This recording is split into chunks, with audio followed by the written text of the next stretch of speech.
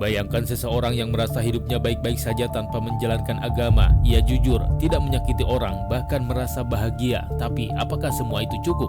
Dalam video ini, seorang pemuda ateis bernama Wajid Ehsas memberanikan diri mengajukan pertanyaan yang cukup berani kepada Dr. Zakir Naik. Saya sudah 4 tahun tidak menjalankan agama, tapi hidup saya baik-baik saja dan bahagia. Jadi kenapa saya harus religius? Wajid meminta jawaban yang logis dan rasional tanpa unsur metafisika. Tapi apa yang terjadi selanjutnya? Jawaban Dr. Zakir Naik benar-benar membalikan logikanya sendiri. Dengan contoh yang tajam dan logika yang tak terbantahkan, Wajid akhirnya terdiam.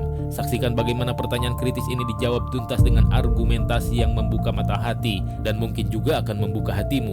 Selamat menyaksikan. और मुख्तसर question पेश करें। जी, मेरा नाम वाजिद एहसास है और मैं एक तालिब इल्म हूँ।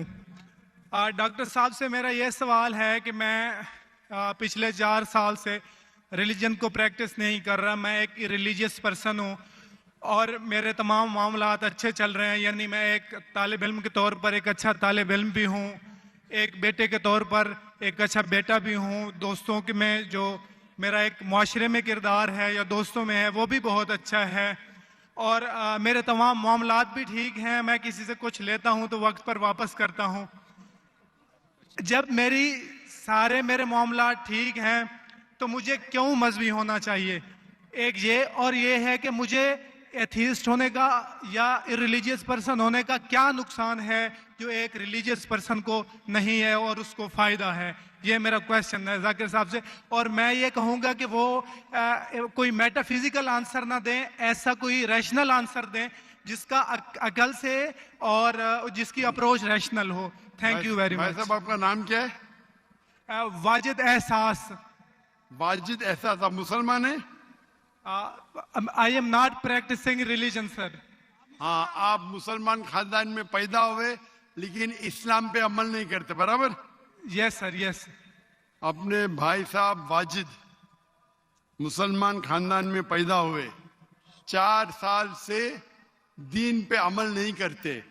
कहते हूं कि मैं तालिबे इल्म हूं और मेरे मामलात बहुत अच्छे, मैं अच्छे काम करता हूं, कुछ लेता हूं तो टाइम पे वापस दे देता हूं और बहुत खुश है।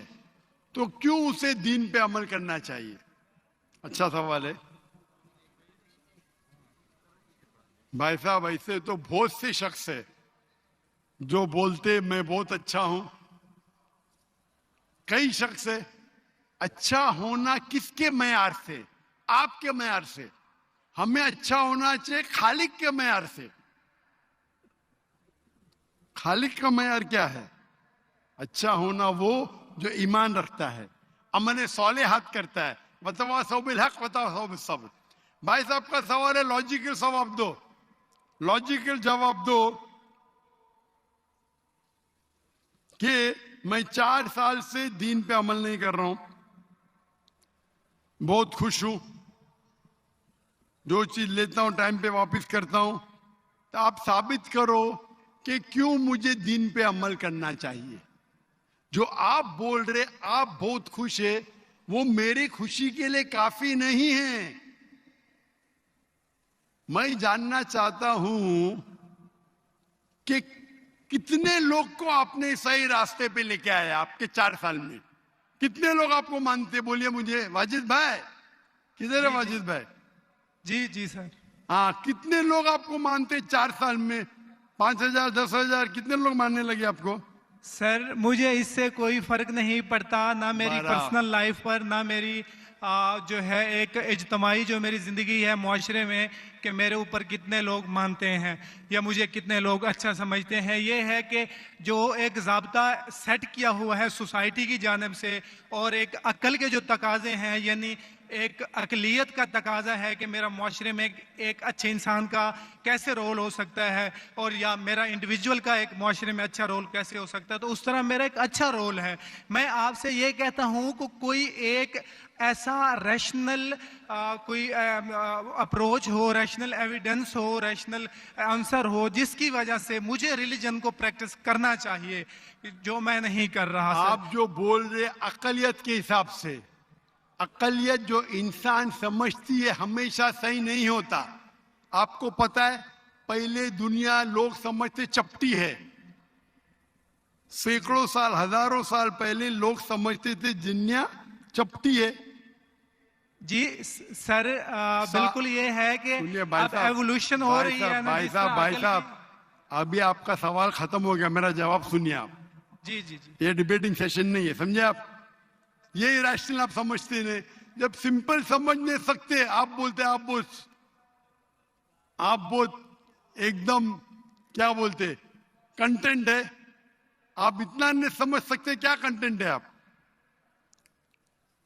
आपको सवाल देने का मौका दिया गया है, अभी मेरा जवाब सुनिए। हर इंसान अपने दिमाग से समझता है वो सही है। वो चोर भी अपने दिमाग से सही है समझता है। वो चोर जो चोरी करता है, जो चोर चोरी करता है, वो अपने दिमाग से सही समझता है।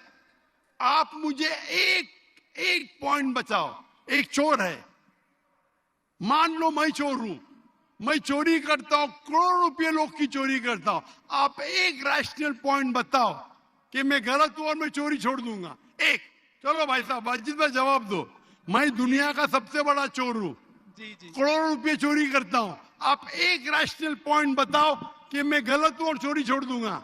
जी सर, उसकी वजह यह है कि आप अगर चोर हैं और चोरी करते हैं तो आप गलत इसलिए हैं कि आपके अमल से लोगों की जिंदगियों पर जो है मनफी असरात पड़ रहे हैं। मुझे आप क्या चोरी फर्क करते- पड़ता है लोग क्या समझते हैं? मैं तो खुश हूं ना, चोरी करके रोज रॉय खरीदता हूं। नहीं, मुझे शायद- क्या, आपको जब मेरे की जरूरत, आप थोड़ी देर पहले पूछे, मुझे फर्क नहीं पड़ता लोग क्या मेरे में, मैं खुश हूं। उसी तरीके से आप लॉजिक पे बात करो, लोग क्या सोचते बात मत करो। मैं तो ये पूछता हूं, आप मुझे मंतिक से, लॉजिक से एक पॉइंट बताओ कि मैं गलत हूं और चोरी छोड़ दूंगा। ये मत बताओ लोगों को तकलीफ होती, मुझे क्या फर्क पड़ता है। मुझे तो अच्छा है ना, मैं चोरी खरीदता हूं, रोज रॉय खरीदता हूं, बंगला खरीदता हूं, क्या गलत है? लोग को तकलीफ होती, मुझे क्या फायदा, मुझे क्या नुकसान उससे? आपको नुकसान है। आप ये बताओ मेरा नुकसान क्या है? एक, दो नहीं। सर, सर, आप ये मुझसे मेरे ख्याल में पूछ रहे हैं कि आप खुश हैं, लेकिन मैं आपसे ये सवाल करता हूं कि मेरे सवाल मत रिलीजन कीजिए, को मेरे सवाल का जवाब दो। मेरा सर यही सवाल है। एक लॉजिकल पॉइंट बोलो साबित करने के लिए। मैं दुनिया का सबसे बड़ा चोर हूं, करोड़ों अरबों रुपए चोरी करता हूं, मैं बहुत खुश हूं। जी लोग को तकलीफ होती गए बाढ़ में, मुझे तो तकलीफ नहीं हो रही है। इसको बोलते सेल्फ सेंटर्ड। इससे आपने क्या बोले, मैं खुश हूं, मुझे दुनिया की फिक्र नहीं। उसी तरीके से मैं खुश हूं, तो आप क्या बोलेंगे मैं अच्छा इंसान हूं? आपकी लॉजिक किधर गई? एक चीज बताओ, एक, दो नहीं, सिर्फ एक। सर, मेरे अमल से, मेरे रिलीजियस होने से आपके मुआशरे पर अमल गलत की असर बात नहीं कर रहा हूं पड़ता है। मैं, मेरी चीज की बात कर सर, रहा हूं भाई साहब। आप अगर आपकी जवाब नहीं मिसाल दे और सकते तरह की तो है। बोलो, मैं जवाब नहीं दे सकता हूं। आप मुझे एक चीज लॉजिकल बताओ जो मेरे लिए नुकसानदार है। अच्छी बात है, मैं चोरी कर रहा हूं, मुझे दुनिया की फिक्र नहीं, मुझे मेरी अपनी फिक्र है। एक लॉजिकल बताओ। आप 4 साल से कर रहे हैं, मैं 10 साल से कर रहा हूं। आप तो, आपकी हालत देख के मुझे अफसोस हो रहा है। मेरी हालत तो बहुत अच्छी है भाई, मेरे पास अरबों रुपए का घर है, अरबों रुपए की गाड़ी है मेरे पास, नौकर चाकर है। आप तो सिर्फ तालिबे इल्म है भाई, कौन अच्छा आप या मैं? इसीलिए लॉजिक, आप ऐसा बोले क्या मुझे दुनिया की फिक्र नहीं, तो मैं आपसे अच्छा ना? अगर दुनिया की फिक्र है और मंतिक से सोचो जो जवाब है, नहीं मुझे बाकी लोग की फिक्र है, मैं खुश हूं, तो हर गलत आदमी बोलेगा मैं खुश हूं, आपके पास जवाब ही नहीं रहेगा जैसे आप बोल रहे। मंतिक से सोचे तो मेरे कई तकरीर है। मंतिक से सोचे तो आदमी खुश कौन है? लोग को अभी आपके जवाब पे आता हूं मैं। आपने जो डायलॉग मारे ना, मुझे लोग की फिक्र ने, उसमें तो फंस गया। एक बता नहीं सके मुझे, एक। अब बताएंगे भी तो उसका बोले पुलिस पकड़ेगी, पुलिस मेरे खीसे में, मैं सबसे बड़ा माफिया है, कौन अटैक करेगा मेरे पास, पीछे मैं बॉडीगार्ड है। मेरी पूरी तकरीर है इसके ऊपर। अभी मैं आता हूं आपके सवाल पे। लोग अक्सर समझते हैं कि पैसे से अमन मिलता है। आपको पता है कि जितने दुनिया में टॉप 10 रिचेस्ट मैन हैं, 10 में से 8 का तलाक हो चुका है। टॉप 5 में सबका तलाक। कई रिच मैन के बच्चे लोग ने कंप्लेंट किया अपने वालिद के बारे में। क्या हैप्पीनेस, क्या हैप्पीनेस। इलॉन मस्क नंबर 1, उसका तलाक। जेफ बिजोस, उसका तलाक। बिल गेट्स, उसका तलाक। Richest man, $100 billion, $150 billion, $200 billion. क्या फायदा। आपको लगता है हमारे दिमाग में गलत फहमी खुश है, इन लोग बिल्कुल खुश नहीं है। वो जो इंसान गांव के अंदर सुकून की नींद सोता है, वो उनसे ज्यादा खुश है। और ये दुनिया, आपने मेरी तकरीर शायद सुनी ही नहीं। अगर सुनी होती तो ये बात ही नहीं बोलते थे आप। मेरे तकरीर में मैंने कहा हूं कि ये दुनिया हमारे लिए इम्तिहान है आखिरत के लिए। आप जब आखिरत में मानते ही नहीं तो आपको क्या पता। अगर मंतिक से सोचेंगे, लॉजिक से सोचेंगे, तो आपको पता होगा कि इस दुनिया का खालिक एक है। आप मेरी वीडियो कैसेट सुनिए, डज गॉड एग्जिस्ट। वाजिद भाई, वाजिद का मतलब क्या? आपका नाम क्यों नहीं बदलते आप?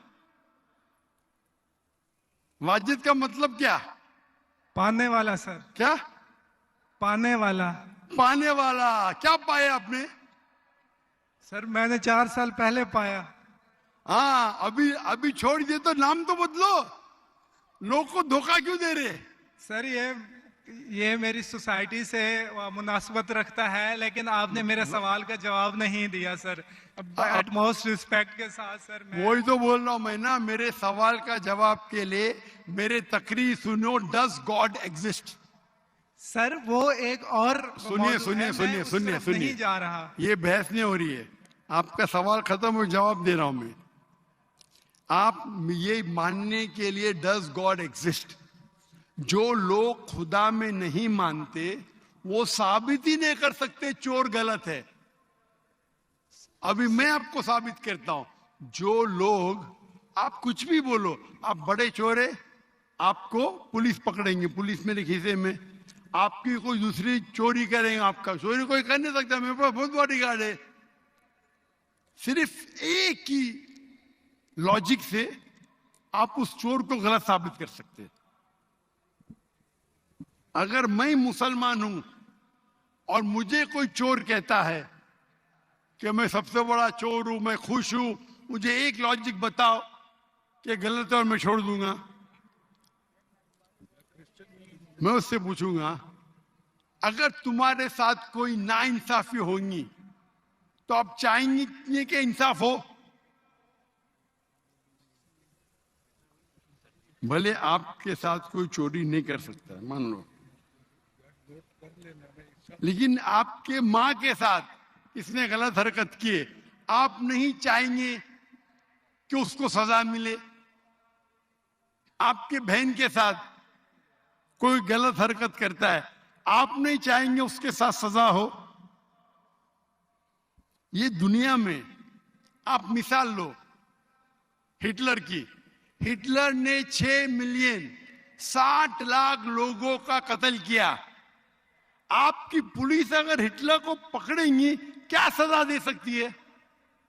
मैक्सिमम उसको जला सकती है। एक के बदले 59 लाख 5,999,000 अब भी उस पर अदल्य होता है। आप अगर हिसाब किताब करेंगे तो इनजस्टिस है।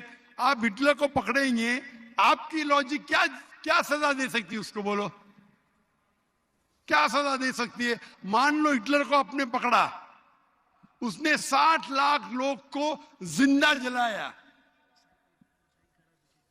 आपकी लॉजिक क्या कहती है, क्या सजा मिल सकती है उसको, बोलो बोलो वाजिद भाई।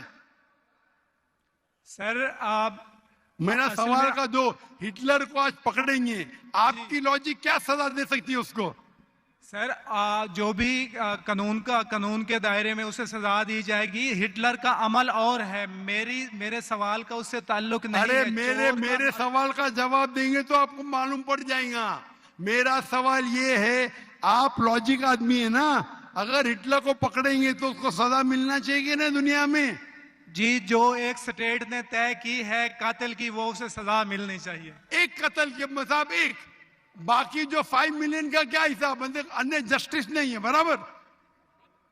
आपको मानना पड़ेगा, अगर पुलिस हिटलर को पकड़ती थी,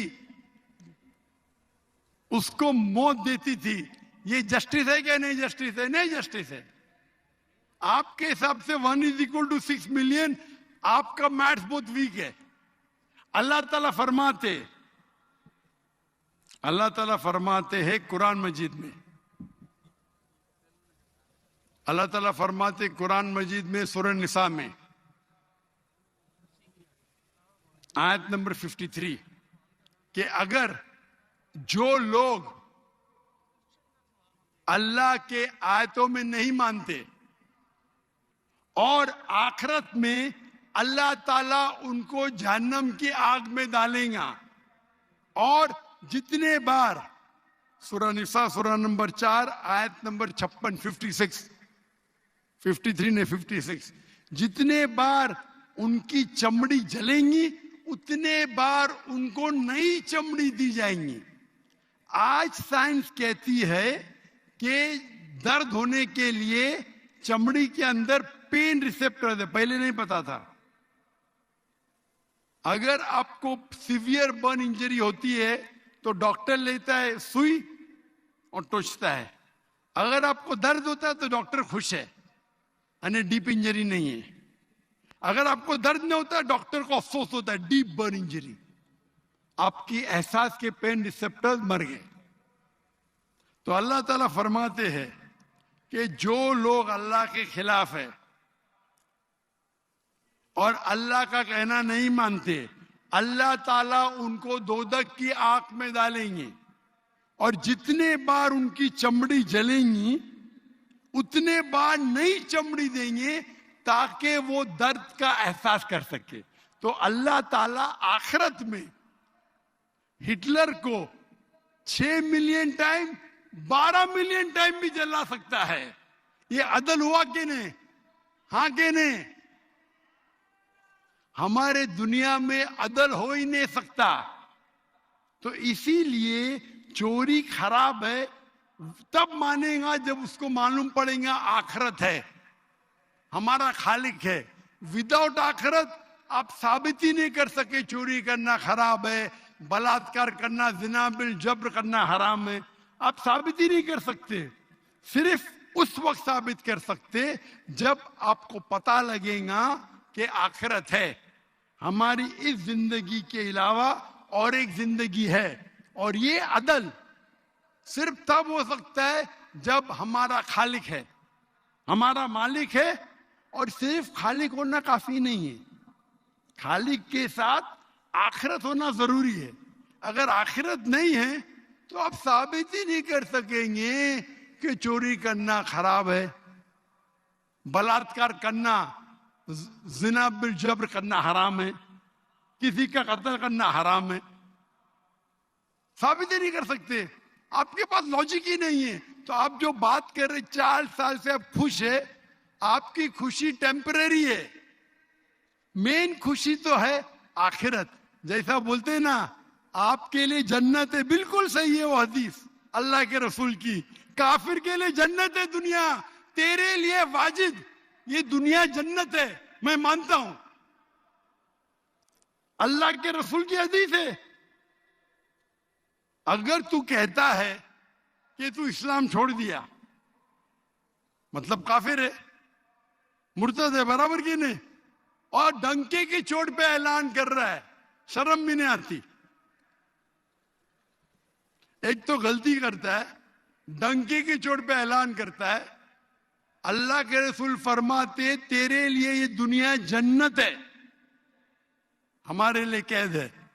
आखिरत में दोज़ख में जब जाएगा, अंगार लगेंगी पांव पे तो ब्रेन विल बॉइल, भेजा उबलेगा।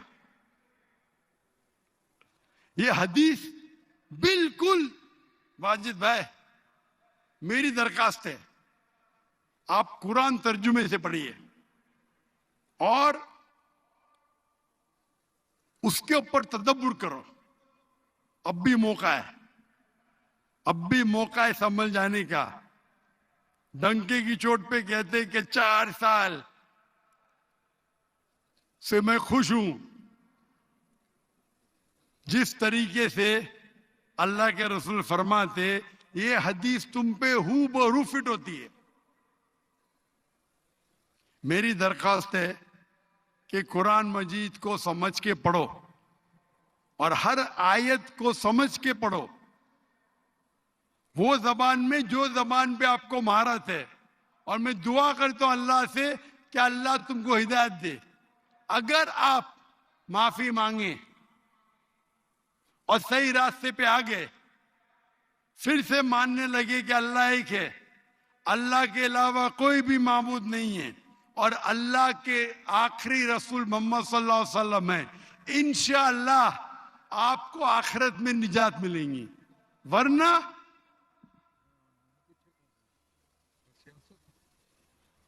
आप खसारे में रहेंगे। मैं अल्लाह से दुआ करता हूं कि आपको हिदायत मिले और अल्लाह आपको हिदायत दे और आप सही रास्ते पे आ जाए फिर से।